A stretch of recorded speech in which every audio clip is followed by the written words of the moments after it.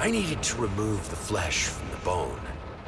At first, I was lost as to how, but then I sawed it off with a handsaw, boiled it, then put the bone in a mortar.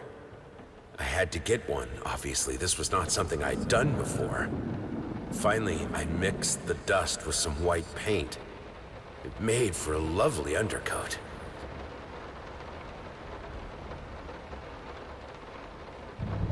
Honey, what in the world are you doing? What did the doctor say about straining yourself? Leave that thing alone. It's not going anywhere.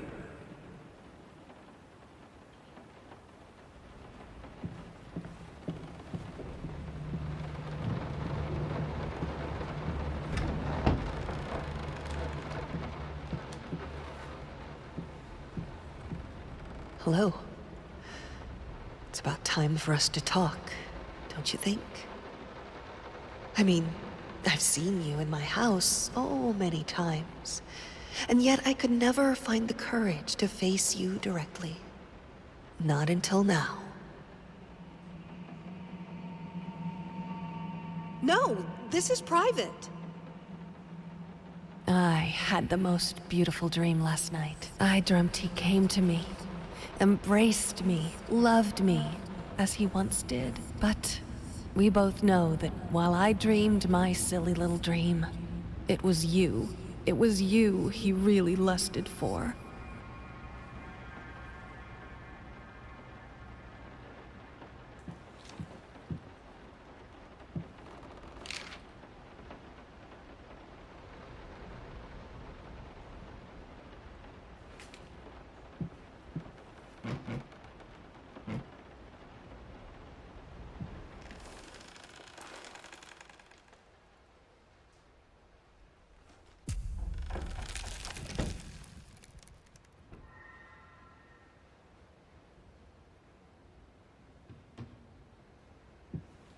I thought it would be harder. It should be harder. Bones shouldn't break so easily.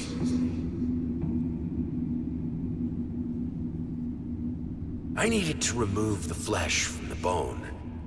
At first, I was lost as to how, but then I sawed it off with a handsaw.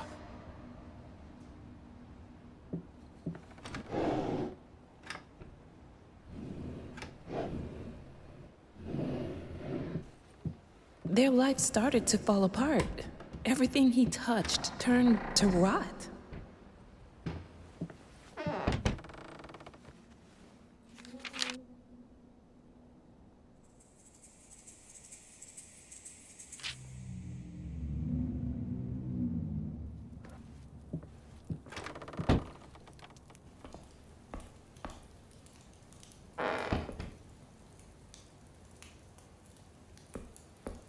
I will get you, you furry leeches! Get out of my house!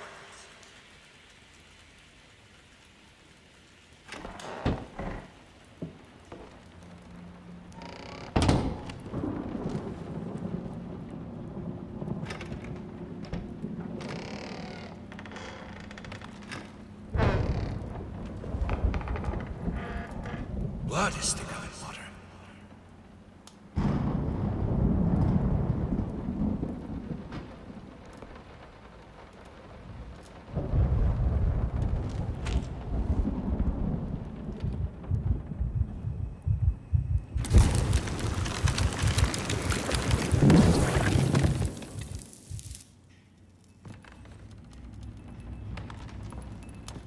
Good, solid undercoat.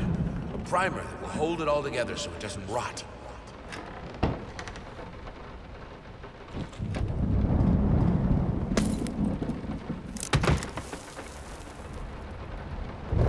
The world is breaking around us.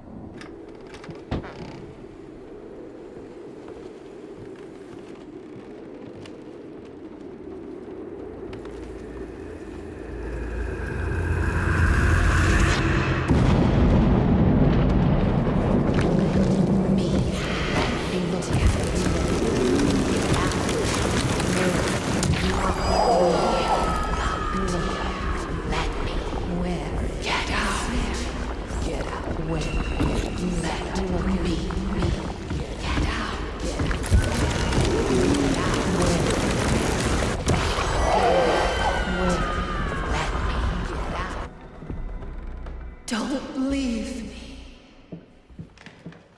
While I can certainly understand that you are upset, and I have nothing but sympathy for your wife and yourself, I must categorically state that I do not wish to receive any further correspondence from you in this matter. Any skin graft procedure is extremely complicated and inherently associated with the risk of failure. Having stated that, I assure you that me and my colleagues at St. Anne have made every effort to ensure a positive outcome for your wife.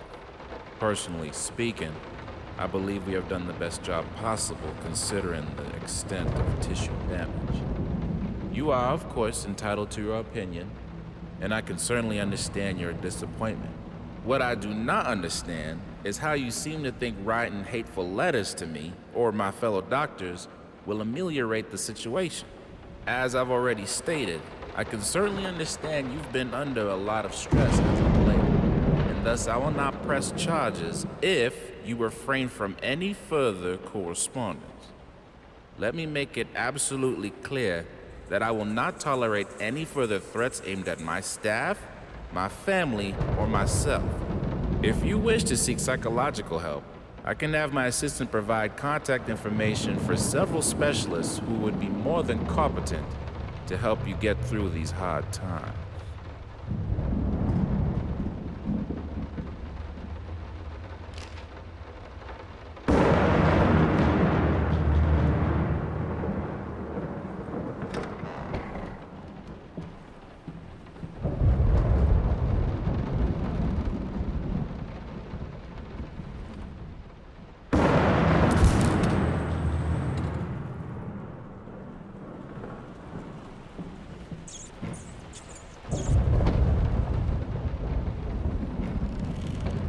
Plague breeder, abomination. Is it the source? Haunts me in nightmares.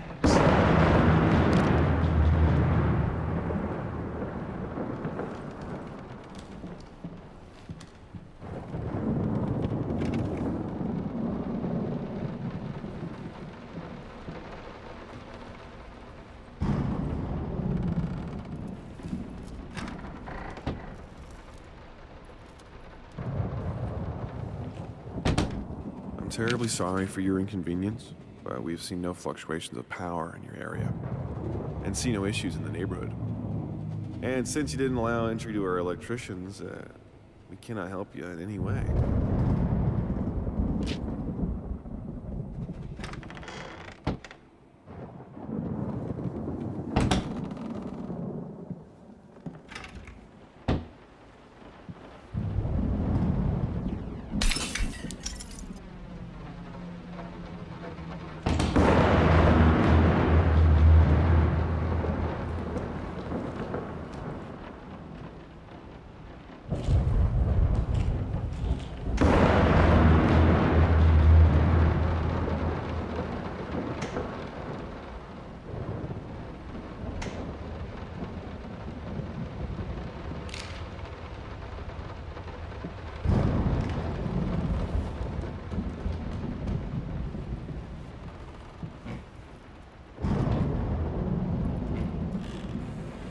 Some paintings defy simple words, let alone critique.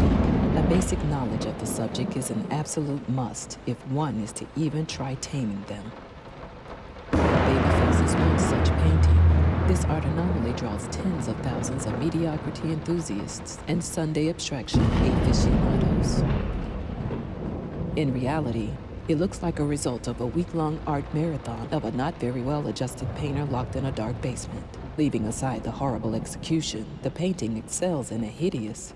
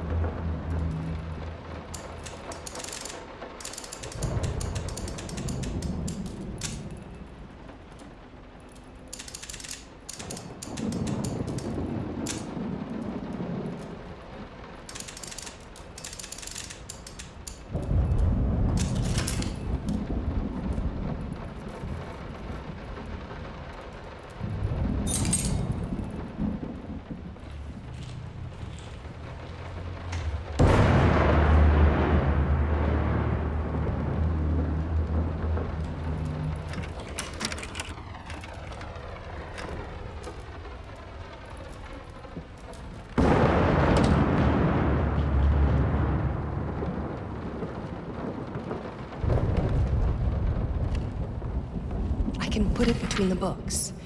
You'll never find it there.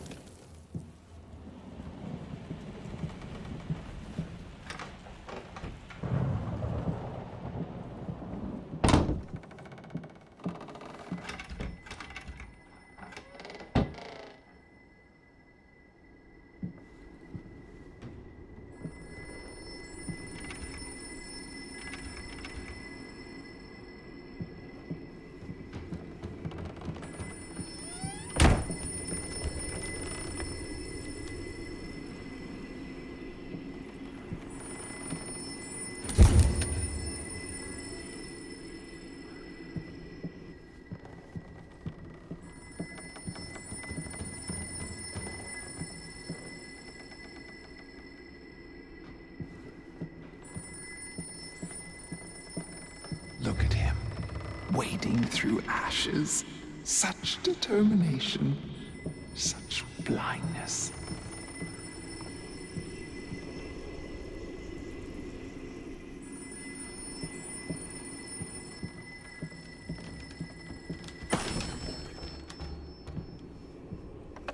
Talk to me! Why won't you talk to me? You promise. You deserve this. All of it. All of it. This solves nothing. It never has. It never will.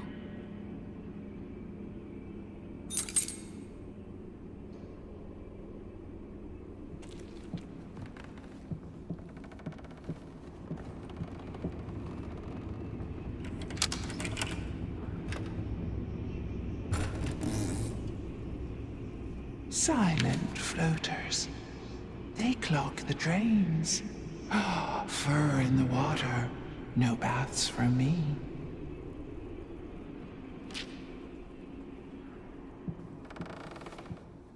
I'm not like her. I won't let go.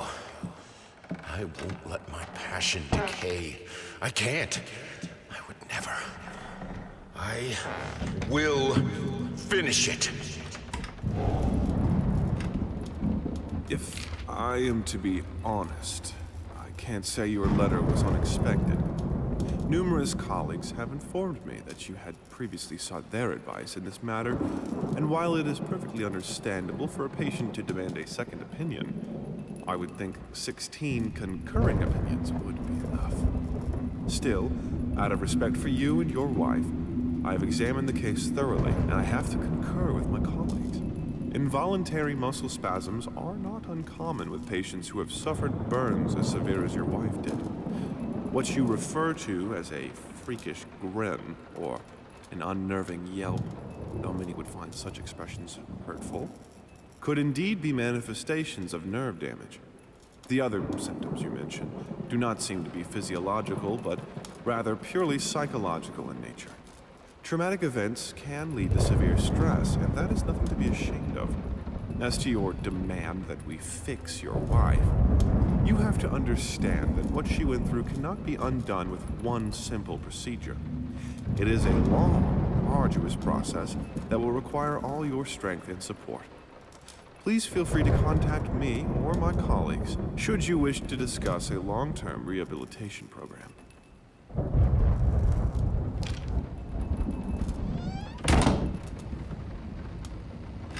This thing, this family, won't work if you keep undermining me. It will break apart.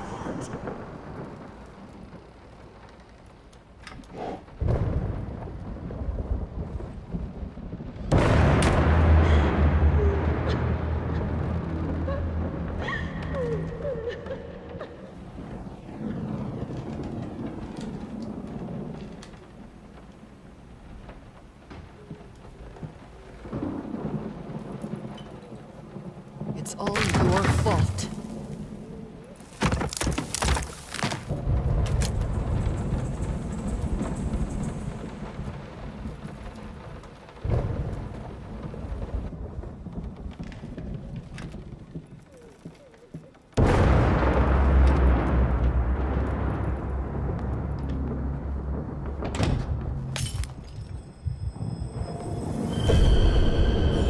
Firelight.